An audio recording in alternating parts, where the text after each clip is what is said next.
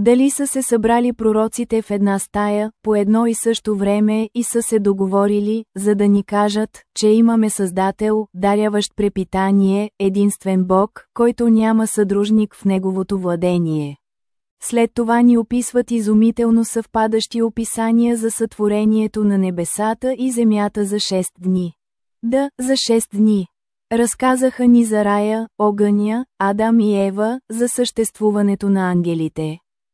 За случилото се с Иблис и за убийството на сина на Адам от неговия брат. Но странното, което озадачава упорстващите, е, че пророците са били в различни времена и на отдалечени места.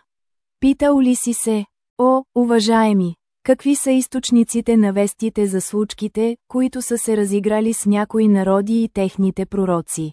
Пророкът Ибрахим, Авраам и неговият народ. Разбиването на идолите и хвърлянето му в огъня. Пророкът Яков и синовете му. Пророкът Юсуф, Йосиф и братята му, които го хвърлиха в кладенеца. И какво се случи след това с жената на фараона, везира на Египет? И какво се случи с пророкът Муса, Моисей и неговия народ, идолопоклонничеството на телеца, скитането, планината Синай, тоягата и разделянето на морето?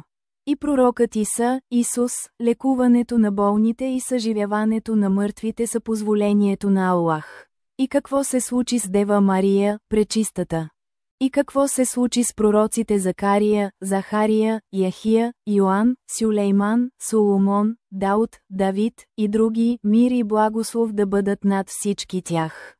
Как се договориха последователите на трите небесни религии, юдаизъм, християнство и ислям относно имената на пророците и дори относно случките с тях? Нима всичко това не са невидими, непознати неща и доказателства, които сочат към един единствен деятел, който е разказал за тях?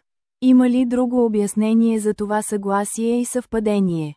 Освен научното и единствено логично обяснение да е, че изпращачът е един и посланието е единно. Това е поклонението само на Аллах, който няма съдружник.